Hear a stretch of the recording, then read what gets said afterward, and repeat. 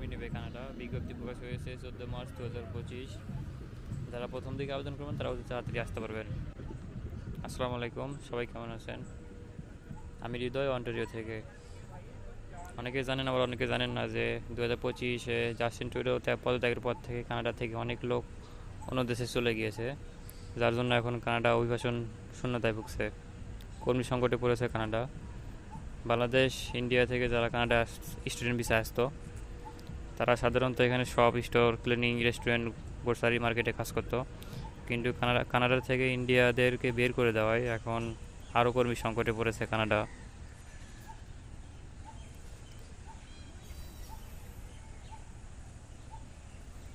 তাই এবছর প্রচুর লোক নেবে কানাডা। কানাডা অনেকবার বড় একটি দেশ। যারা মিডল ইস্ট থেকে অথবা বাংলাদেশ থেকে কানাডা আসবেন, তাদের জন্য বড় একটি সুযোগ। এখানে আসার পর খুব সহজে পিআর নিতে পারবেন। অন্যান্য দেশে যেমন 5 বছর 10 বছর লাগে, কিন্তু কানাডায় 3 বছরে আপনি পিআর নিতে পারবেন। পিআর মানে হচ্ছে পার্মানেন্ট রেসিডেন্ট।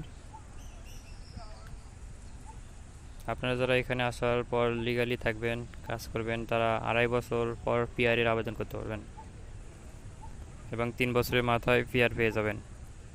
সবার বেলায় এক হয় না, একটু বেশি সময় লাগতে পারে, আবার কারো ক্ষেত্রে একটু কম সময় লাগতে পারে।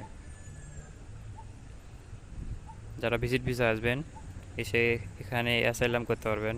অনেকেই জানেন অ্যাসাইলামে অনেক সময় লাগে, কিন্তু এখন কানাডায় প্রচুর লোক সংকটে কানাডিয়ানরা পর্যন্ত অন্য দেশে চলে গিয়েছে। তাই এখন অ্যাসাইলাম করলে 3 মাস থেকে 1 বছরে পিআর পেয়ে যাবেন ইনশাল্লাহ।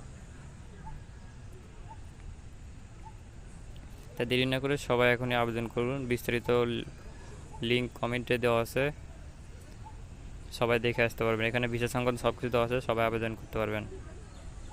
কেউ না বুঝলে আমাকে কমেন্ট করুন, হেল্প করবো ইনশাল্লাহ।